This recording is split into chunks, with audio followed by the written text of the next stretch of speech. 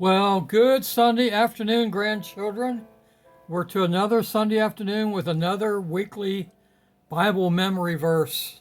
And it's 2 Timothy 2:15 that says this: Study to show thyself approved unto God, a workman that needed not to be ashamed, rightly dividing the word of truth. Anybody comes across this video? I have 7 grandchildren that I send a weekly video out to on a new Bible verse. My grandchildren are Logan, Avery, Eli, Kaylee, Braille, Sutton, and Thea. I say that so many times, their names so many times in prayer that just rolls off my tongue.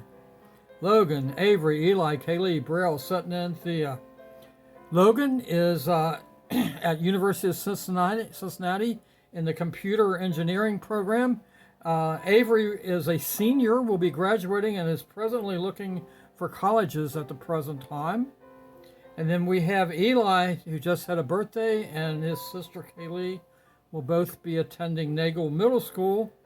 And then we have Brielle starting either Highlands Middle School or Highlands Junior High. I'm not sure the exact name. And then we have Sutton and Thea, who will be attending Moyer Elementary School. So this is the verse, 2 Timothy 2:15. Study to show thyself approved unto God, a workman that needed not to be ashamed, rightly dividing the word of truth. All right, let's break this verse down.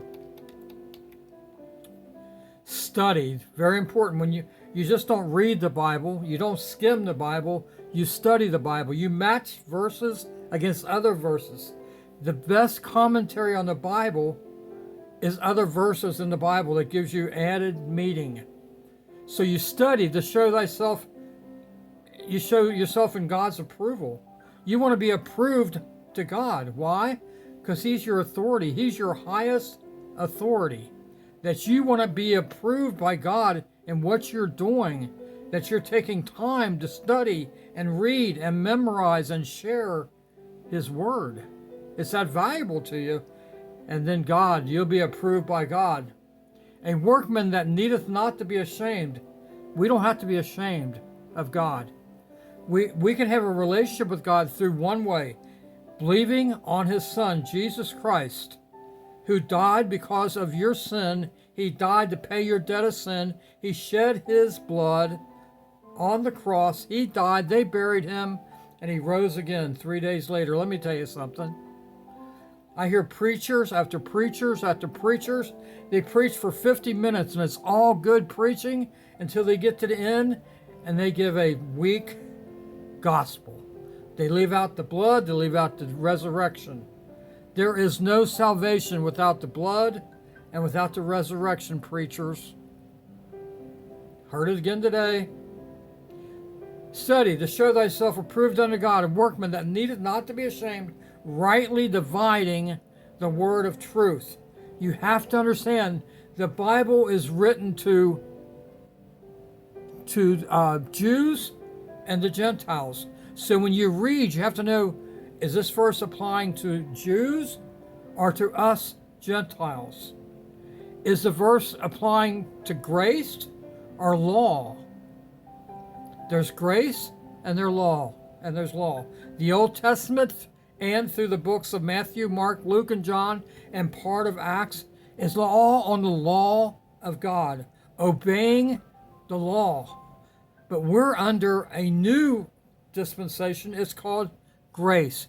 It's called the church age. Christ is saving His church, one person at a time.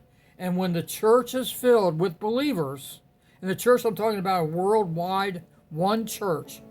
When that church is filled, Jesus Christ is coming back to get us. Amen? So I'll be 72 next month. So I'm either going to die shortly or Jesus is going to come back before I die. So what do you hope on? What do you think I'm hoping for? Jesus come back quickly. Amen?